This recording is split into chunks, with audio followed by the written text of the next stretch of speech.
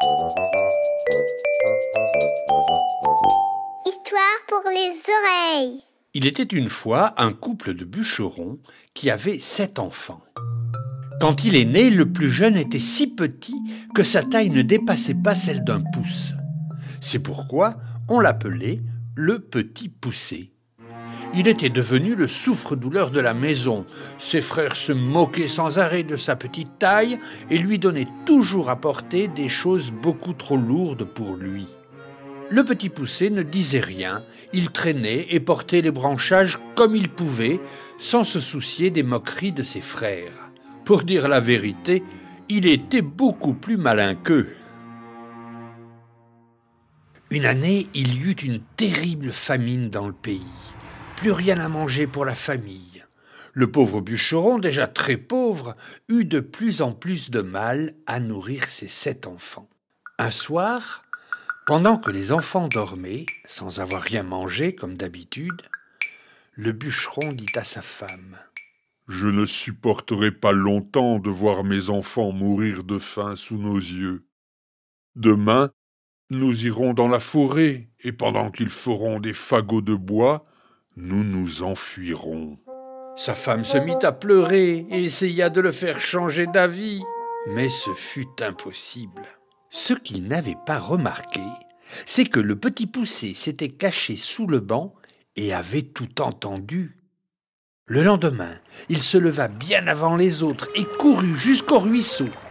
Il remplit ses poches de petits cailloux blancs et retourna à la maison retrouver ses frères. Et le matin, tout le monde partit dans la forêt. Le père se mit à couper du bois comme si de rien n'était, et les enfants faisaient des fagots comme d'habitude. Et hop, un clin d'œil à sa femme et les voilà tous les deux qui disparaissent en courant par un petit sentier détourné.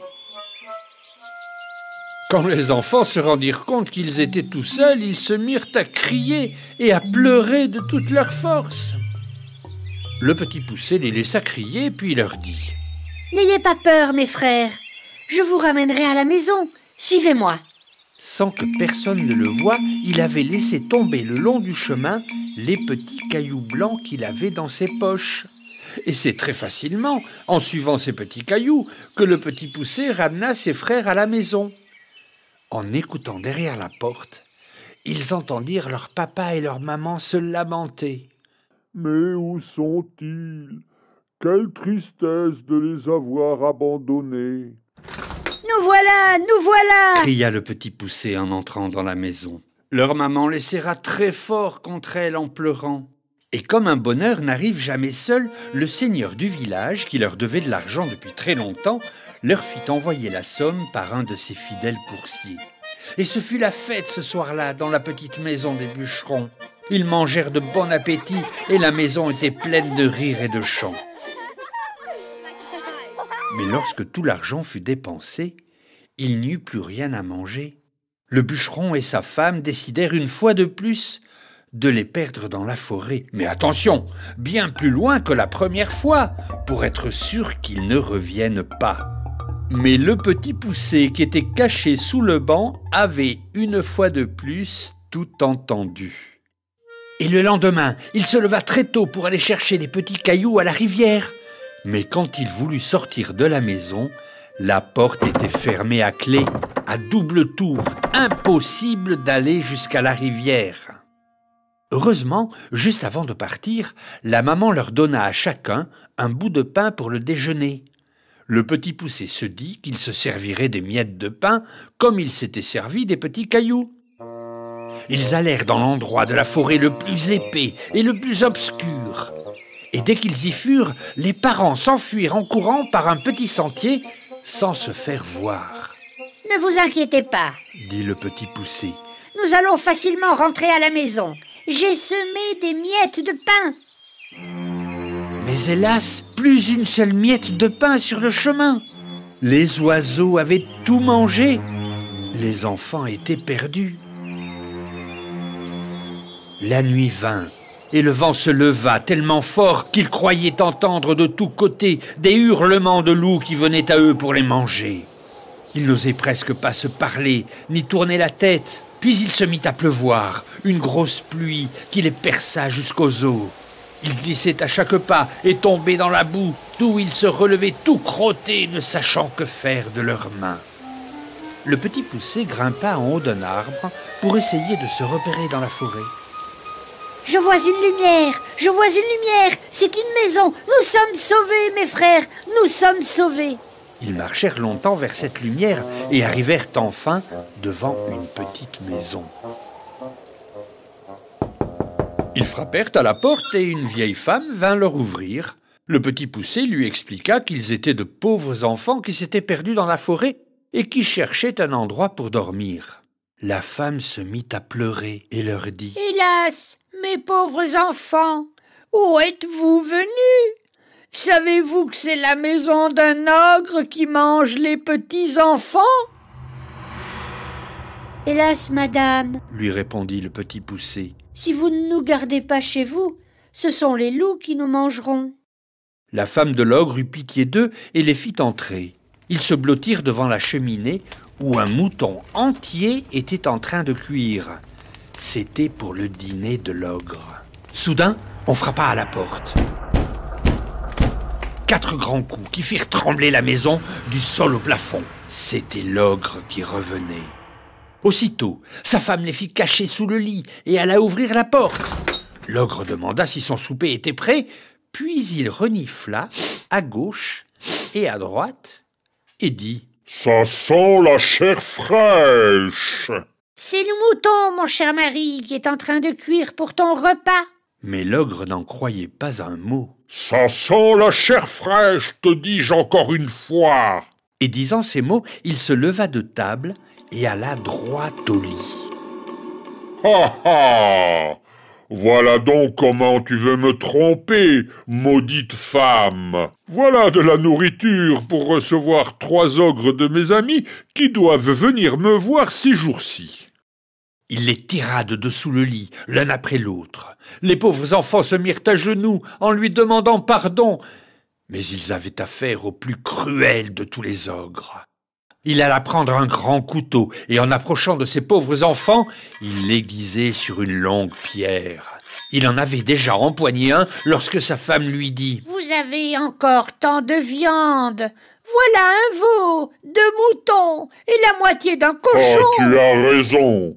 Donne-leur bien à manger afin qu'ils ne maigrissent pas et va les coucher. » Sa femme fut ravie et leur porta à manger.